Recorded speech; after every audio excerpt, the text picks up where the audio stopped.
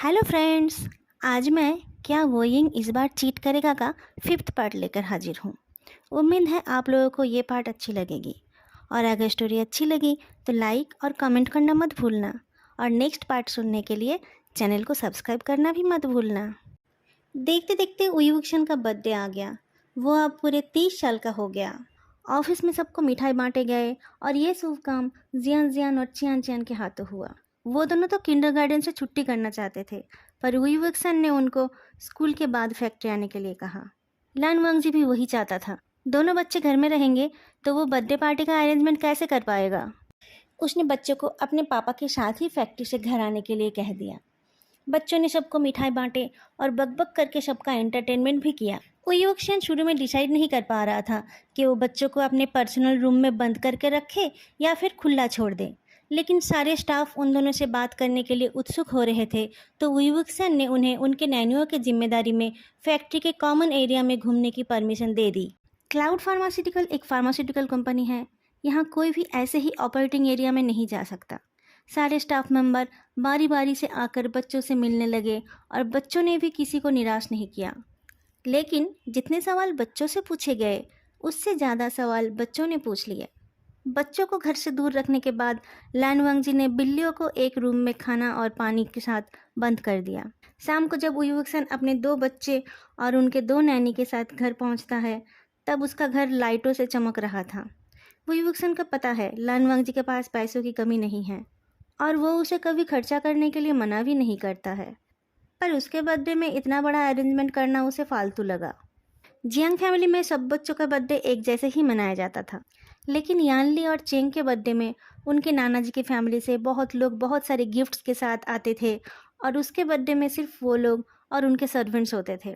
जैसे ही वो अंदर गए, लान वांगजी ने बच्चों को जल्दी से तैयार होने के लिए भेज दिया और वो युवक्सन को अपने बेडरूम में ले गया।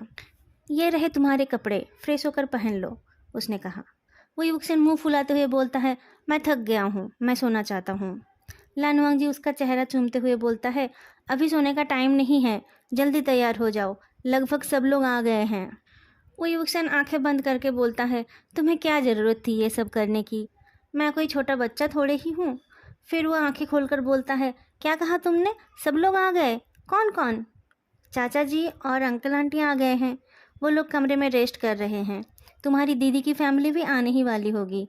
लान वांगजी प्यार से उसके बालों को सहलाते हुए बोलता है, लेकिन मैं आज थका हुआ हूँ। वो युवक्सन फिर से मुंह फुलाता है, मैं तुम्हें मदद कर दूंगा, जल्दी करो, अभी वो दोनों बच्चे आकर हंगामा शुरू कर देंगे। लान वांगजी बोलता है। वो युवक्सन कपड़ों को उठाता है और फिर रख देता है।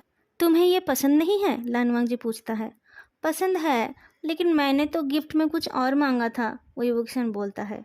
मुझे याद है, तुम्हें तुम्हारा गिफ्ट मिल जाएगा, लान वांगजी ऐश्वर्य करता है। सब लोग आए हुए थे, जियान चेंग और लान जिचन को छोड़ के। दोनों अलग अलग बिजनेस ट्रिप पर गए हुए थे, पर लान जिचन का बेटा लन जिंगी लैन चिनन के साथ आया हुआ था। लैन जिंगी और जिनलिंग साथ में खेल रहे थे और जियान जियान और चियान चियान भी उनके साथ ही थे। मोमो और डोडो भी अपने कैद से फ्री होकर बच्चों के आसपास घूम रहे थे। जियांग यानली कहती है, अगर सब लोग आ गए हैं तो केक काट लो। दीदी, अभी एक और गेस्ट आना बाकी है, लान वांगजी कहता है। जल्द ही वो गेस्ट भी आ जाता है। उईवुक्सन एक एनजीओ से जुड़ा हुआ है जो अनाथ बच्चों के हायर स्टडीज़ के लिए फंडिंग करती है, और जिन बच्चों ने बचपन में ही माँ बाप को खो दिया है उनके लिए भी वो स्पॉन्सर करने वाले फैमिलीज ढूंढते हैं। उईवुक्सन को भी उन लोगों ने एक बच्चे का स्पॉन्सर बनने के लिए रिक्वेस्ट किया था, लेकिन उईवुक्सन उस बच्चे को लीगली एडॉप्ट करना चाहता था। उस एनजीओ के 3 रिप्रेजेंटेटिव्स उस छोटे से बच्चे को लेकर उईवुक्सन के बर्थडे में आए हुए थे। एनजीओ वालों ने कहा कि आयुआन को एडॉप्ट करने के लिए सारे पेपर्स रेडी हो गए हैं, वो लोग 2 दिन बाद जाकर ऑफिशियली उस बच्चे को एडॉप्ट कर सकते हैं। लान वांगजी ने उनको उईवुक्सन के बर्थडे में आयुआन को लेकर आने के लिए रिक्वेस्ट किया था, ताकि उनके सारे घर वाले भी उससे मिल पाए और आयुआन भी उईवुक्सन का बर्थडे एंजॉय कर पाए। एडॉप्शन की खबर से उईवुक्सन बहुत खुश हो जाता है। यही तो उसे चाहिए था। उसकी सारी थकान दूर हो जाती है और वो खुशी खुशी केक काटता है। सब लोग आयुआन को बहुत पसंद करते हैं और जियान जियान और चियान चियान उसको अपने साथ खेलने के लिए ले जाते हैं। रात को खाना खाने के बाद आयुआन और उसके साथी वापस चले जाते हैं। बहुत सारे गेस्ट्स थे, इसलिए उईवुक्सन और लान वांगजी ने अपना कमरा जियान यांगली और उसके हस्बैंड के लिए छोड़ दिया। ओयुक्सन बहुत थका हुआ था। वो ड्राइंग रूम के सोफे पर सो जाता है। लान वांगजी एक ब्लैंकेट लाकर ओयुक्सन को ढक देता है। ओयुक्सन नींद में लाजान बोलकर करवट बदलता है। लान वांगजी उसके पास बैठकर उसके बालों को और चेहरे को सहलाता है और बोलता है, हैप्पी बर्थडे हनी। ओयुक्सन उसके तरफ घूमकर उसके गोद में अपना सर रख देता है और दोनों हाथों से उसे जकड़ लेता है। लान वांगजी सोफे पे पीठ लगाकर बैठ जाता है। वुई का चेहरा देखते हुए लान वांगजी को वुई का 23rd बर्थडे याद आता है। उसकी शादी के बाद वुई का वो पहला बर्थडे था। लान वांगजी 2 दिन के लिए एब्रॉड गया हुआ था।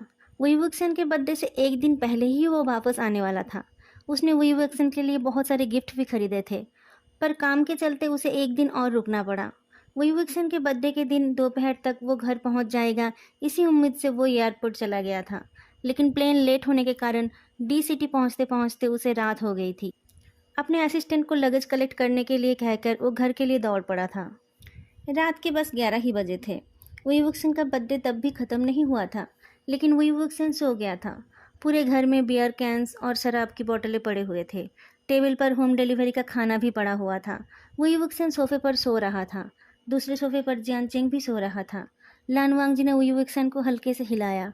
उसे उम्मीद थी कि वुई जाग जाएगा और वह उसे बर्थडे विश करेगा, पर वुई शराब के नशे में था।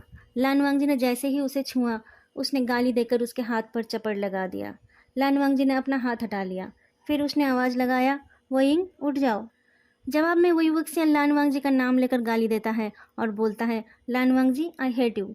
लान वांगजी तुमने मेरी ज़िंदगी खराब कर रखी है। पता नहीं कब मैं यहाँ से आज़ाद हो पाऊँगा। लान वांगजी को पता था कि वुई उसे पसंद नहीं करता था, पर ऐसे शब्द सुनने के लिए वो तैयार नहीं था। उसे लगा उसका इस तरह से पागलों की तरह घर आने का कोई मतलब ही नहीं था। वो उठ खड़ा होता है और चुपचाप घर से निकल जाता है। वो रात उसने एक होटल में बिताई थी। वुई के उस दिन के रिस्पॉन्स में और आज के रिस्पॉन्स में आसमान ज़मीन का फ़र्क है। अगले दिन जुए यांग और बाकी सारे नए एम्प्लॉयज़ कंपनी में ज्वाइन करने के लिए आ गए।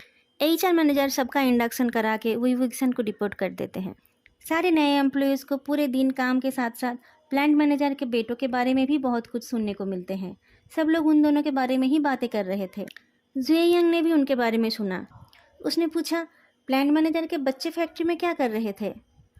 कल मिस्टर वुई का बर्थडे था ना? वो लोग मिठाई के डब्बे बांटने आए थे, किसी ने कहा। उनके साथ और कौन आया था उनके घर से? जुए यंग पूछता है। उनके तो नैनी आए थे, किसी ने कहा। वो दोनों तो बेचारे पूरे दिन बच्चों के सवालों का जवाब देते देते पागल हो जाते होंगे। जुए यंग पूछता है, बस नैनी के साथ आ गए बच्चे? घर के बड़े कोई नहीं आए थे? उनके घर वाले सारे बिजी रहते हैं, पर कभी कभी उनसे मिलने आ जाते हैं, कोई जवाब देता है। प्लांट मैनेजर अकेले ही इस प्लांट को संभालते हैं? डायरेक्टर्स लोग नहीं आते कभी? जुए यंग पूछता है। आते हैं, पर इस प्लांट के सारे इंटरनल मैटर में और इसके रिसर्च एंड डेवलपमेंट डिपार्टमेंट में उनका कहना ही फाइनल है, प्रोडक्शन मैनेजर बोलते हैं। R&D डिपार्टमेंट वालों से तो हम मिले ही नहीं, जुए यंग बोलता है। R&D के हेड मिस्टर वे खुद है, बाकी लोगों से धीरे धीरे जान पहचान हो जाएगी। दोस्तों, आज का ये पार्ट यहीं ख़त्म होता है। वीडियो अच्छी लगी तो लाइक करना मत भूलना। फिर मिलेंगे अगले वीडियो में, तब तक के लिए बाय।